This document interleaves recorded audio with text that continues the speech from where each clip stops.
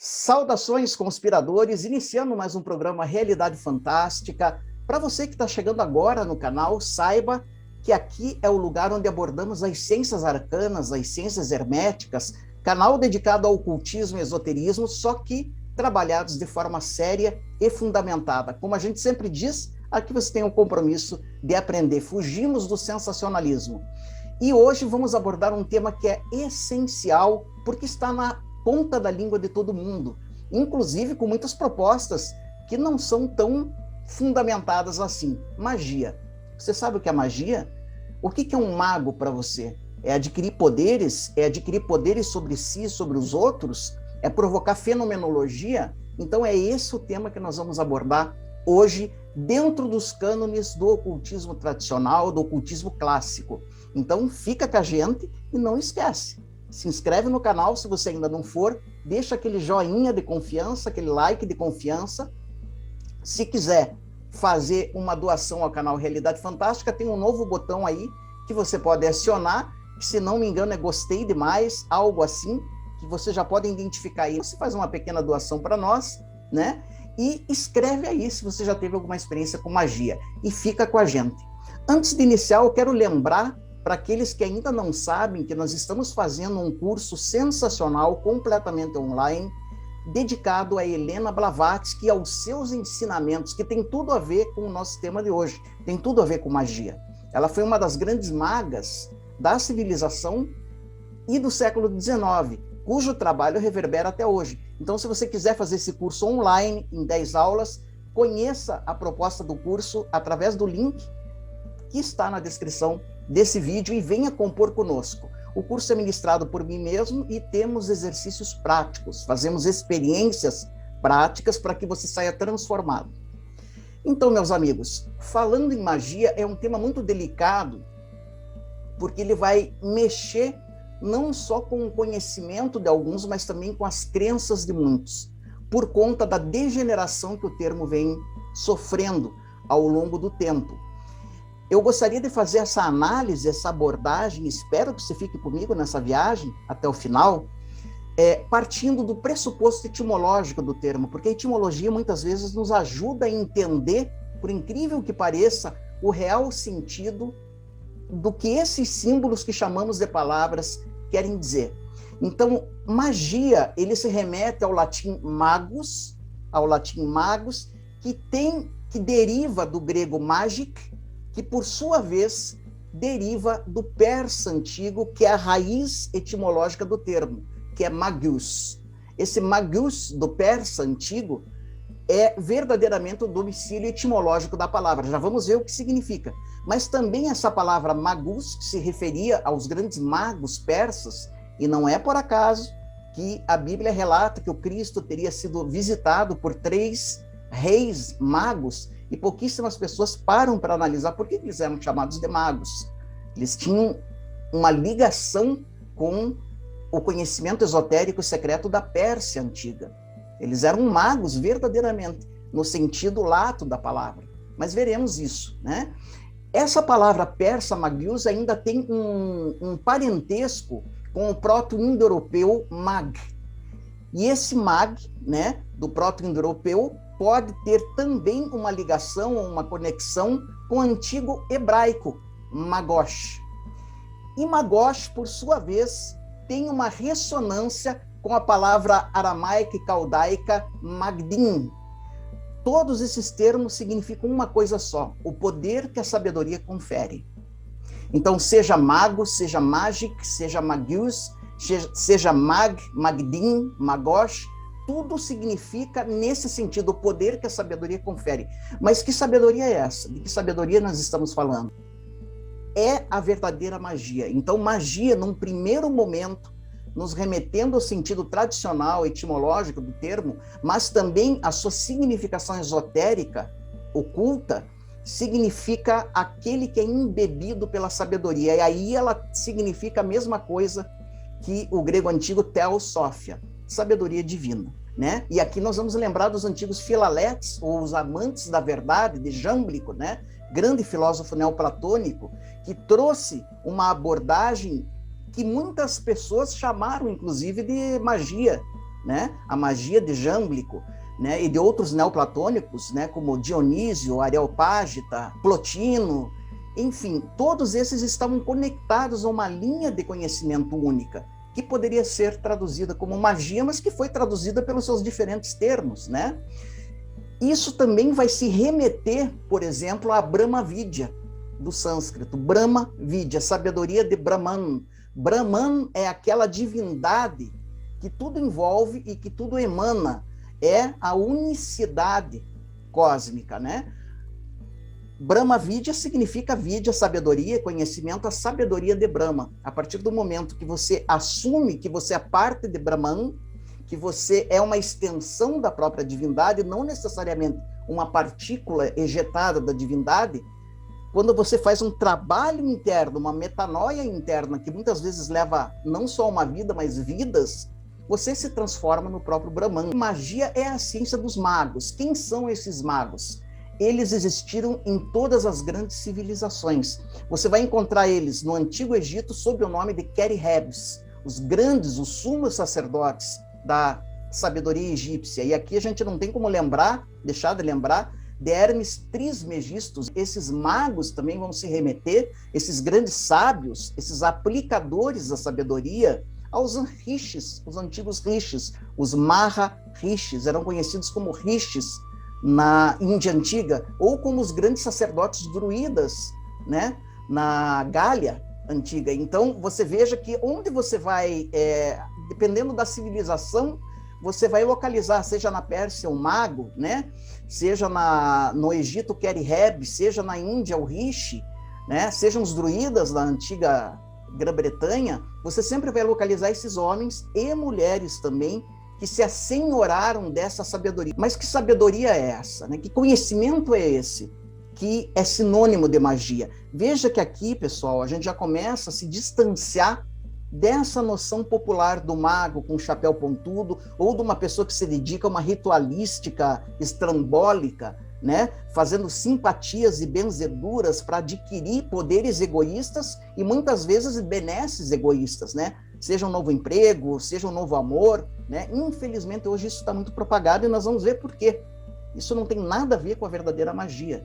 Não tem nada a ver, a gente respeita quem acredita nisso, mas isso não é magia, isso é pseudo-magia, isso é uma degeneração da magia santa e sagrada, né? Desta a que nós estamos nos referindo. Bom, essa antiga magia, que é igual a Teosófia, que é igual a Brahma Vidya, sabedoria divina, ela também era o mesmo que teurgia. Teurgia é um termo grego, né? Que significa teo, Deus, e ergen. Ergen significa fazer. Esse fazer a divindade, ou melhor, a divindade que se faz através de uma operação teúrgica levada a efeito no interior do adepto. Isso é teurgia, né? Não é necessariamente, ela se vale do rito, nós vamos ver isso, ela se vale muitas vezes de um simbolismo externo, mas para provocar, sobretudo, efeitos internos. Essa metanoia, essa transformação, essa morte simbólica que deve ocorrer no interior de todos os seres, né? Quando o ego, né, o velho eu, morre para dar surgimento a um eu divino. A alma que finalmente liberta dos grilhões do ego começa a falar, ou começa a cantar, né? Eu vi esses dias uma palestra em que um querido amigo nosso deu uma ilustração muito bonita, né? A pessoa que ainda trabalha sob o domínio do ego, né? Que ainda está sobre o mental inferior, o mental concreto, e aí você tem, inclusive, grandes eruditos, que são inteligentes, mas não são sábios, né? Eles são como uma bailarina que está vestindo um escafandro. Ela consegue dançar com o escafandro?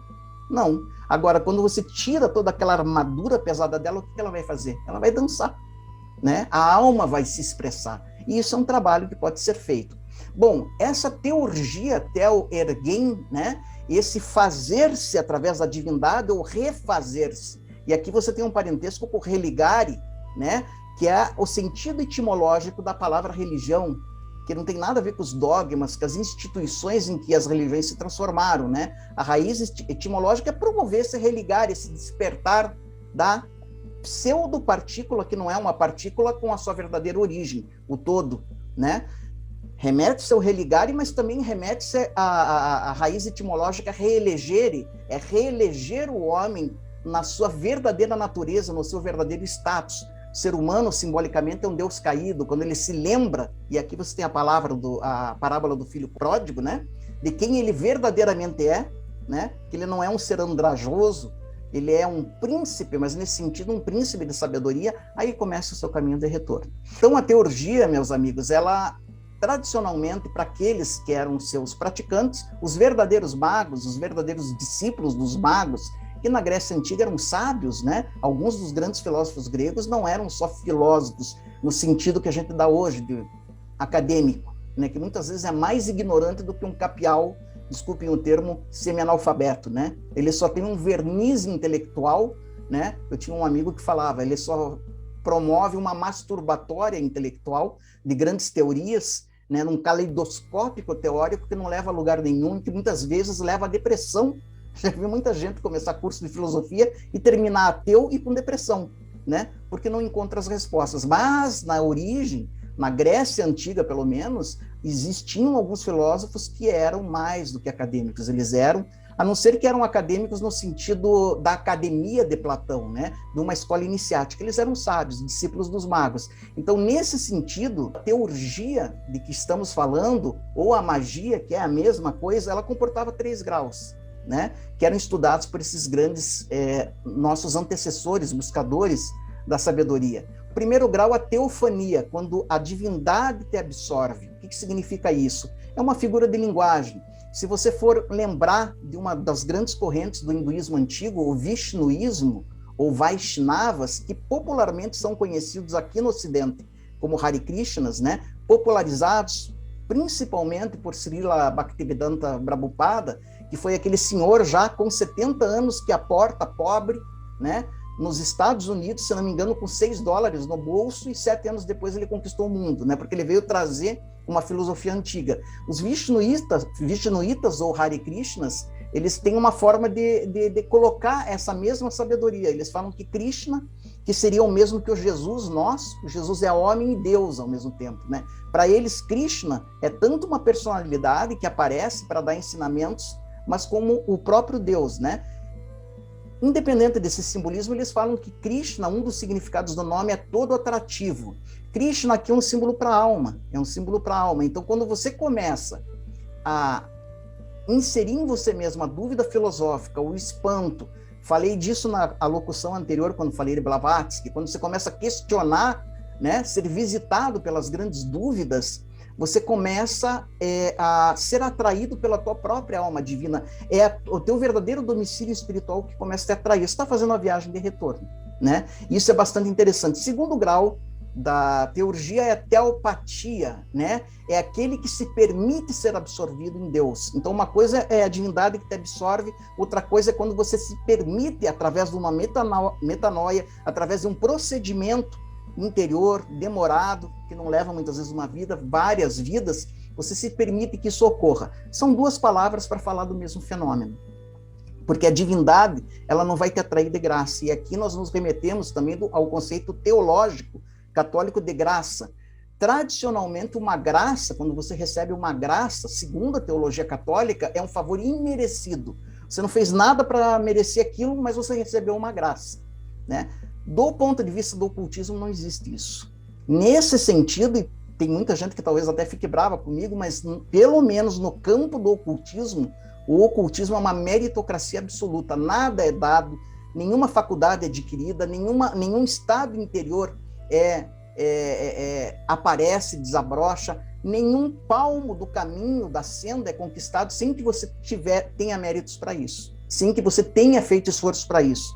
E aonde que se aplica, então, essa questão de você se permitir, né, de a divindade te absorver, né, que é a teofania, que pode estar ligado a esse conceito de graça, né? É quando você já fez tudo o que você podia fazer e você simplesmente não tem mais forças humanas e às vezes nem espirituais para prosseguir. Aí você pode ser visitado por uma experiência. Isso foi muito bem simbolizado por São João da Cruz, por exemplo, que era um dos grandes místicos católicos, que popularizou um grande fenômeno que ocorre um pouco antes de uma grande expansão de consciência, que ele chamou de noite escura da alma, ou noite negra da alma. Isso você vai verificar na caminhada de todos nós. Muitas vezes, antes de conquistar uma transformação, uma lucidificação, uma ampliação de consciência, você passa por um período que é mais ou menos variável de descrença, de depressão, quando você está prestes a desistir. São Francisco, por exemplo, se conta que passou por isso,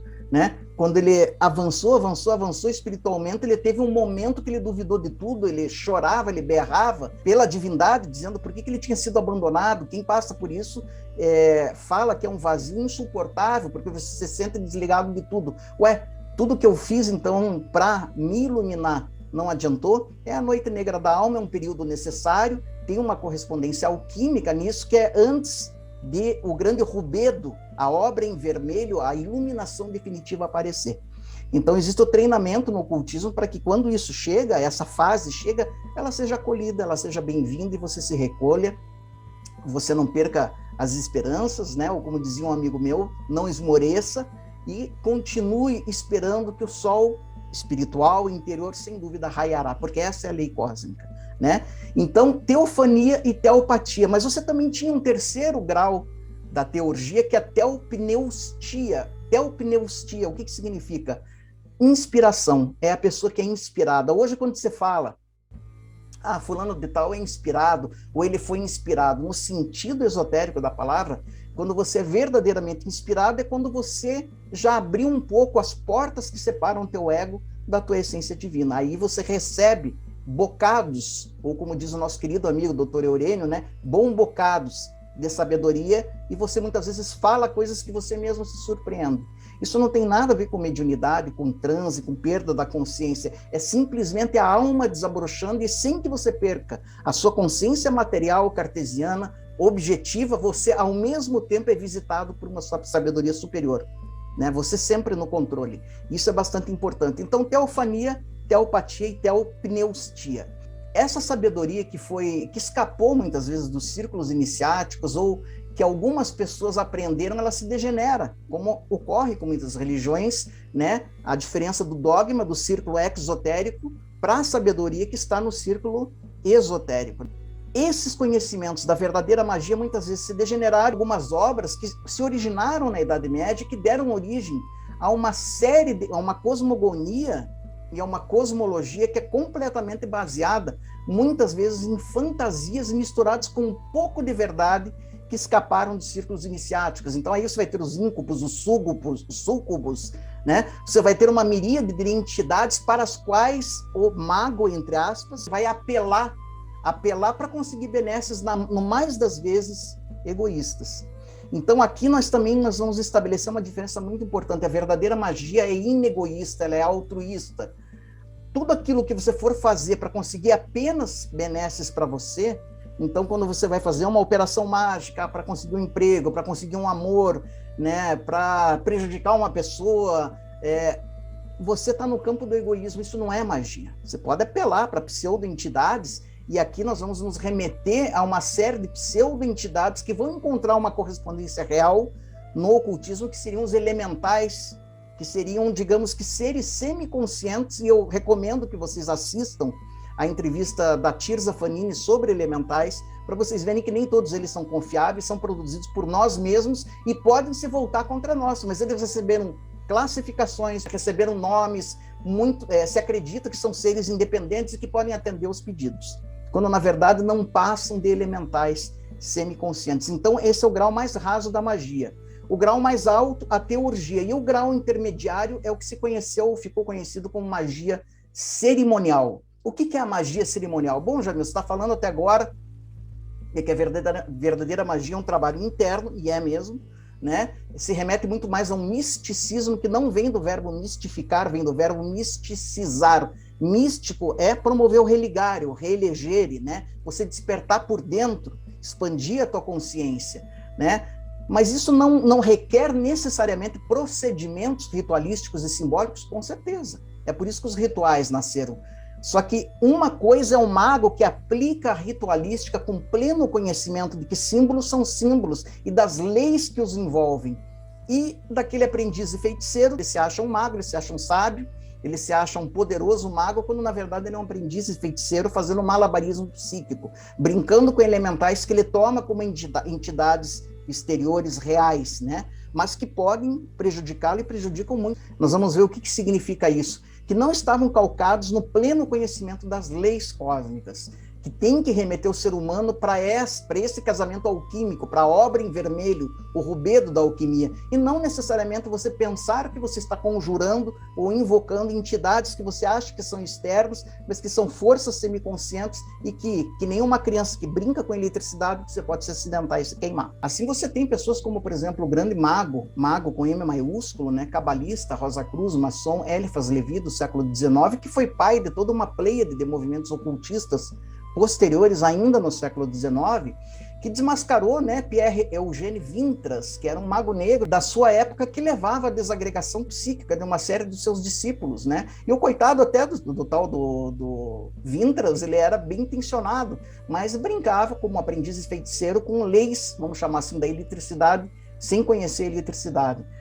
Um dos discípulos de Eliphas Levi, mais tarde, né, o fundador da Ordem Cabalística da Rosa Cruz, Stanislas de Gaetá, ele vai combater outro famoso praticante conhecido como Abade Boulan, né, que fazia uma série de operações pseudomágicas nas quais ele acreditava, até sinceramente, mas que também provocavam as mesmas desagregações psíquicas das pessoas. Então a gente precisa entender bem esses graus da magia. Então, no porão, né, no sótão, ou seja, no andar superior, você tem a teurgia, que é a união, finalmente, do homem, né, ou do teurgo, ou do teófano, né, com Deus, ou seja, com a sua divindade interna. E nesse grau intermediário, você tem a chamada magia cerimonial, que é uma prática séria. A magia cerimonial ela foi muito praticada principalmente a partir também da Idade Média, para uma série de sociedades, veio a se notabilizar mais no século XIX também, através de ordens como a Golden Dawn e outras, né, a partir da Golden Dawn, através do trabalho, por exemplo, de Gerard Anaclet Vincent Muncusi, o nosso querido Papi, que era um mago autêntico, que no começo da sua carreira foi um mago cerimonialista. Qual que é a diferença dessa magia cerimonial séria com a magia, vamos chamar assim, do porão? Aquela que se vale de elementais, que toma por seres externos, né? Que faz conjurações, desconjurações e etc. Então essa imagem do mago, né, no interior do círculo, por ele traçado, fazendo operações, ela na realidade é o trabalho de um iniciado que se vale daquilo que eu falei para vocês no começo, da ritualística como instrumento, como ferramenta para se atingir estados alterados de consciência e também provocar fenomenologias, mas que benéficas e altruísticas para as pessoas. Então, isso nasce mais ou menos na Idade Média e ela vem vindo através de grandes iniciados como Cornélios Agripa, como Marcelo Fitino, Pico della Mirandola, como Abade Tritrem, como John Dee, grande Rosa Cruz, John Dee, que segundo alguns foi o pai da famosa magia enoquiana, que hoje está em moda, mas que não tem nada a ver com a sabedoria diniana, né, do verdadeiro arcabouço de conhecimento de John Dee. John Dee, ele praticava teurgia, mas também magia cerimonialista ou magia cerimonial. E no que consiste isso? Significa você trabalhar com as leis das correspondências. Se você ainda não tem capacidade, desenvolvimento espiritual suficiente para fazer todas as operações teúrgicas em você mesmo, sem todo um aparato, um ferramental, a ritualística pode te ajudar. Esse é o papel místico do ritual, que é um psicodrama, que ele vai sensibilizar e, pela lei das correspondências, vai ativar determinadas leis cósmicas que podem ser observadas. Então, a magia cerimonial não é a magia invocatória, né? Ela se popularizou como conjurar, esconjurar, empregar pseudo-entidades, né? Como empregados psíquicos para fazer trabalhos, etc. Nada disso. A magia cerimonial, ela exige um profundo conhecimento e leva uma vida toda para você adquirir esse conhecimento das propriedades místicas dos minerais, dos vegetais, aplicar isso de acordo com as regras astrológicas, alquímicas, herméticas, relacionar isso com o simbolismo das letras hebraicas através da tradição cabalística. Então, ela vai trabalhar com todos esses símbolos que aglutinados através da ritualística em determinados momentos, respeitando momentos astrológicos, respeitando momentos astronômicos precisos, nesse sentido, a ritualística deixa de ser um mero teatro, um mero ritual, e pode ser um disparador de forças, tanto dentro da pessoa como fora dela. O mago cerimonialista, a verdadeira magia cerimonial, então, é isso, né?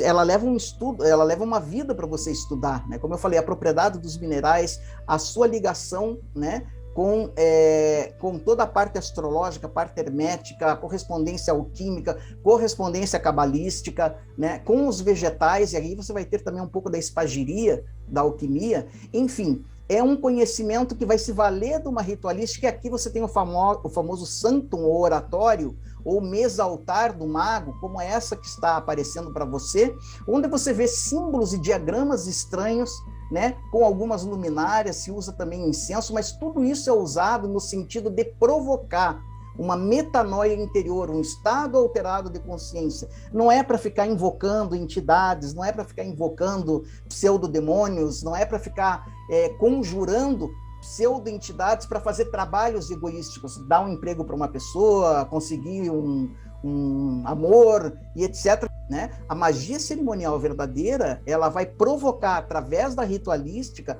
um estado alterado de consciência que te permite, muitas vezes, manifestar fenômenos de cura, de bênção, de limpeza psíquica, de ajuda espiritual. Esse é o verdadeiro mago, né? Cerimonialista, ele vai trabalhar com isso. Né? E a teurgia também pode ser aplicada, e aqui nós vamos nos remeter, por exemplo, a trabalhos que vão remontar os neoplatônicos, como Plotino, por exemplo, né? Dionísio Areopágita, né? Se não me engano, todos discípulos de Amônio Sacas, mas que também vão passar pela magia renana e que vão descambar, por exemplo, no trabalho de Martinez de Pasquali, que era um grande teurgo do século XVIII, que está na origem da tradição martinezista, né? Ou martinista. Um dos seus discípulos famosos foi Louis Claude de Saint-Martin, que deu origem à ordem martinista, mas Martinez de Pasquali se valia da teurgia. A teurgia, como eu falei, aí nós já vamos ter um grau acima da magia cerimonial, né? Ela também vai se valer de uma ritualística, onde vai se procurar o contato angélico, aqui considerando anjos como entidades reais, que podem ser contatadas, mas não a maneira espírita, mas por ressonância espiritual. E aí você pode receber ensinamentos. Você tem Emmanuel Swedenborg, por exemplo, né, que é afamado por ter tido vários contatos com os planos angélicos, e dali bocados, vamos chamar assim, né, bocados de conhecimentos, de sabedoria, promanaram. Então, a teurgia, por vezes, se vale de uma ritualística mais rebuscada, mais refinada até, do que a magia cerimonial, mas visando trabalhar exclusivamente com o mundo angélico. E da onde vem, então, por exemplo, e aqui é importante a gente falar, por exemplo, que o Louis Claude de Saint-Martin, ele substitui toda essa ritualística que era complicadíssima, porque exigia uma vida de conhecimento. Como eu falei, se o mago cerimonialista, a magia cerimonial, você já tem que dominar a astrologia, a alquimia, a cabalá, o simbolismo, né, e as correspondências, as leis das correspondências, né, dos simbolismos, dos gráficos, das letras hebraicas, dos símbolos alquímicos e etc., a teurgia, então, vai exigir um conhecimento maior ainda. Né? É aí que John Dee ficou afamado de falar a língua dos anjos, porque ele se reportava à chamada magia enoquiana, que teria sido transmitida a ele e a um outro iniciado que trabalhava com ele, né, através de hieróglifos e símbolos que, pela lei da similaridade ou correspondência, ativavam, destravavam no plano cósmico determinadas forças, que podem ser remeter a anjos ou simplesmente forças cósmicas, benéficas. Então, vocês vejam que é muito mais complexo, é muito mais profundo. E hoje, o que acontece? Hoje, o que a gente tem é um quadro, realmente, infelizmente, bastante degenerado, deformado.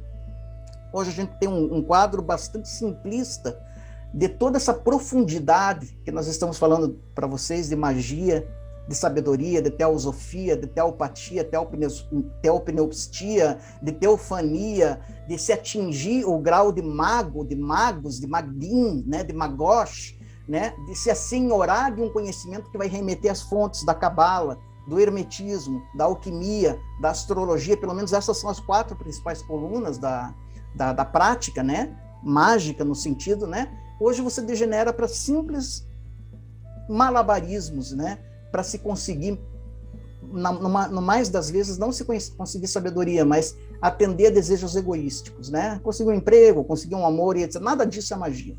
Pode ser chamado o que quiser, mas não é. E as pessoas que fazem isso não são magos, por mais fama que tenham, né? Eu gostaria antes de encerrar, também, então, esclarecer que essa magia enoquiana, que ficou famosinha na modernidade, a partir da época da Golden Dawn, o que aconteceu? Eles resgataram alguns trabalhos do John Dee, mas também algumas degenerações ou deformações, que é a tal da magia enoquiana, que não era a que John Dee fazia, não era essa que nós temos hoje. O que nós temos hoje é uma tentativa nova de reconstrução de uma magia que de fato era sagrada e que se remetia à teurgia. John Dee era um grande iniciado, né? Eles tentaram reconstruir essa ritualística primeiro no seio da ordem da Golden Dawn, e é interessante que muitos dos pesquisadores dessa ordem, o Israel Regardie, por exemplo, ele fala que e o Arthur Edward Tate, que chegou a presidir uma dissonância uma cisma da ordem da Golden Dawn, mas foi um grande iniciado, né? Arthur Edward Waite, né? Pai do famoso tarô de Waite, Rosa Cruz, maçom, martinista, né? Um grande iniciado. Ele presenciou, assim como Israel Regardie, que fez parte da ordem da Golden Dawn, desagregações psíquicas, quando as pessoas tentavam ritualística através de símbolos, através de performances, sem o pleno conhecimento do ocultismo tradicional. As pessoas se desagregavam psiquicamente, e aí está o perigo. Então não é totalmente inofensivo. Helena Blavatsky, que me remeto a ela também, que era uma mestra em tudo isso, ela alertou um dos membros da ordem da Golden Dawn, Samuel Lenon Matters, né, que foi inclusive um dos imperatores, ou seja, um dos líderes da ordem Golden Dawn. Ele alertou ele para a prática da magia cerimonial sem o conhecimento da arte real, ou do Sanctum Regnum, como dizia Eliphas Levi, né, o Santo Reino, ou a arte real, né, como se diz na alquimia, né, do verdadeiro conhecimento teúrgico, porque ela falou que muitas vezes os próprios diagramas que você traça, alguns símbolos, muitas vezes postos em proximidade, eles podem disparar no inconsciente da pessoa, por incrível que pareça, pela lei das correspondências, mas também pela lei da egrégora, aqui a gente não tem tempo para explicar, mas de manar, disparar forças psíquicas ou na aura etérica do ambiente. Se você não souber o que está fazendo, vai te desagregar. É por isso que as pessoas que brincam de mago, sem ter toda essa preparação, e principalmente a maior de todas, a purificação moral, e que leva uma vida para você fazer, se purificar primeiro moralmente, da inveja, da raiva, dos desejos egoísticos, de conseguir poder. A magia não é para dar poder para ninguém. Ela pode, como efeito colateral, originar faculdades psíquicas, como clarividência, clareaudiência, psicometria, capacidade de cura e etc., mas tudo isso tem que estar abaixo da verdadeira princesa, que é no romance de Dante, né, que Dante escreveu, era simbolizada por Beatrice, né? Aquela passagem que Dante faz pelo inferno, pelo purgatório, pelo paraíso. Você tem a figura da Beatrice, que é o símbolo da alma divina, né? Então, se o que você faz não está sob o guarda-chuva do Deus em você, vai virar trabalho do ego, vai virar baixa magia, vai virar magia egoísta, que não é verdadeira magia, entende? Então, existe todo um conhecimento. Existe toda uma... E principalmente também, o verdadeiro mago é um incógnito. E esse é um termo martinista. Ele é um incógnito. Ele não faz questão nenhuma de aparecer, não faz questão nenhuma de se apresentar como mago. Então, é bastante importante a gente cuidar. E também não dá para deixar de falar da magia moderna, chamada de magia telemita, né? Ou telemista, que vem do nosso afamado, e para alguns bem afamado, Aleister Crowley. Não vou ter tempo aqui de falar dessa magia, que vai se remeter a uma mistura de hermetismo com as fantasias psicodélicas, né, vamos chamar assim, do nosso querido, ou lisérgicas, do nosso querido Aleister Crowley, com resquícios de magia sexual, que seria o Tantra da mão esquerda, que derivou de uma pesquisa que pessoas como Karl Kellner, Theodor Heuss, né, tentaram se ser assenhorar de um conhecimento que tem uma correspondência real, que é o Tantra, mas, digamos que integrar com procedimentos magísticos, né, e ritualísticos, que nas mãos do seu Aleister Crowley deu no que deu, a gente sabe, né? Recomendo que vocês achem e vocês assistam o programa, o documentário que nós temos aqui sobre Aleister Crowley. Fica aqui o alerta, né? Não recomendamos que você tente, mas você é livre. Se você quiser enveredar por essas searas, né? Mas que não se remetem à magia real, né? A artes magna, né? Dos grandes teofanistas, dos grandes teurgos, dos grandes Kerirebs, dos grandes druidas, dos grandes rishis da Índia antiga, né? Dessa teosófia, dessa sabedoria divina que vai provocar realmente uma metanoia eficaz, gradativa, e que vai depender de uma miríade de fatores da pessoa para que os efeitos possam se fazer presentes. Então, pessoal, fica aqui e, claro, né, você agora vai me perguntar, tudo bem, tudo isso é maravilhoso, tudo isso é interessante, mas aonde que eu posso ter, então, acesso a uma via segura para me iniciar em magia? Hoje está na modinha da curso de magia, as pessoas chamam de magia aquilo que ela não é, né? Aquilo que ela não é, uma pseudo-magia moderna, né? Como é que faz? No nosso ponto de vista, é se iniciando nas verdadeiras escolas que albergam esse conhecimento, que tem a responsabilidade de transmitir com segurança essa ascese espiritual que vai te transformar de um discípulo num mago, que vai te transformar num filalete, num amante da verdade, né? Num filósofo, não no sentido acadêmico, mas num filósofo no sentido pitagórico, num amante da sabedoria, num amigo da sabedoria, num mago, num sábio, né? Escolas tradicionais como o rosacrucianismo, como a maçonaria, como o martinismo, como o sufismo, como as linhas sérias da Cabalá, têm esse conhecimento albergado. As linhas sérias de alquimia também fazem o mesmo trabalho, né? São as escolas iniciáticas. Ali você vai começar uma vida, e eu diria vidas, encarnações de um trabalho lento, mas eficaz, de resultados garantidos e que muitas vezes vão te surpreender. Vão te surpreender porque no começo você começa muito egoísta, querendo poderes, querendo demonstrações, querendo mostrar para os outros que você é um mago e o que você faz, e quanto mais você progride nesses caminhos, nessas searas, mais o ego diminui, mais você se veste com o manto do incógnito e você vai virando um vigilante silencioso, um trabalhador silencioso, né? Não estou querendo em nenhum momento aqui no canal Realidade Fantástica dizer que eu e meus colegas, né, o Márcio e o Marcos, meus queridos sócios, sejamos magos. Nós não somos nem mestres, nem pseudo-mestres. Nós somos buscadores, mas apaixonados, pesquisadores do ocultismo canônico, do ocultismo tradicional e sério. E aquilo que a gente estuda, a gente repassa aqui através do canal, tá? Não quero deixar de encerrar o programa antes de lembrar do nosso curso Blavatsky para leigos, né? Se você ainda não se inscreveu, aproveita, está com preço de lançamento ainda. Ali em 10 aulas nós faremos e você pode dizer agora, o Jamil está se contradizendo, porque é cursinho online, cursinho por internet. O problema não é o meio. O problema não é o meio. Não é o meio que vai descaracterizar o conteúdo, mas sim como ele é trabalhado. E a gente procurou se esforçar na qualidade de um buscador, nunca de um mestre, a mostrar a magnificência da teosofia de Helena Blavatsky, né? Das chaves teosóficas, iniciar as pessoas na grande personalidade que foi Blavatsky, nas linhas de força da teosofia, com experiências práticas, seguras, controladas e de resultados, poderia dizer, garantidos, porque foram testados por uma geração aí de buscadores. Então, se você quiser conhecer ou se unir a esse curso, né, sério, fundamentado, Blavatsky para leigos, o link está aqui na descrição do vídeo, e você será bem-vindo a uma jornada fascinante de autoconhecimento.